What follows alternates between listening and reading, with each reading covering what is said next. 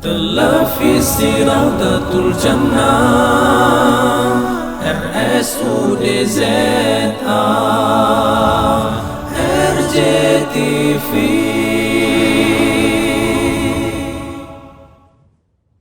Orang yang bertaubat, dia menyesal terhadap dirinya, terhadap masa lalunya.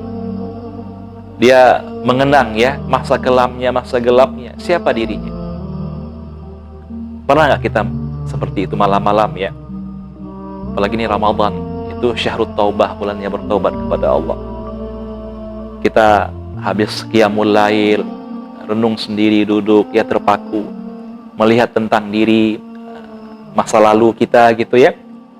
Ya Allah, baru sekarang saya itu hijrah, baru sekarang saya sadar, dulu banyak sholat tinggal 5 waktu terabaikan, dulu sering nongkrong dengan kawan-kawan di warung kopi tanpa memperhatikan suara azan, duduk berduaan dengan orang yang bukan mahram, ya, duduk ya sunyi-sunyi, sepi-sepi, macam-macam. Ya, ini kita hayalkan dan kita bayangkan dosa masa lalu.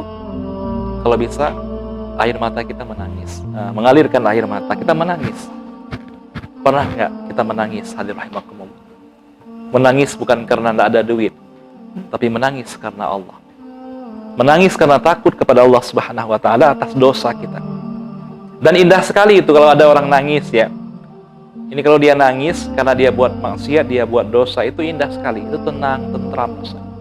Makanya ada hadis itu 7 golongan yang dimana nanti Allah akan memberikan di hari kiamat naungan kepada dia. Pada hari itu tidak ada naungan kecuali naungan Allah. Salah satu di antara adalah rajulun dzakarallahu khalian fafadat ainah. Ada orang yang dia secara di tempat-tempat yang sunyi, dia ingat kepada Allah lalu netes air matanya. Dia menetes air matanya, ingat kepada Allah Subhanahu wa Ta'ala di tempat yang sunyi sepi tersebut. RJTV.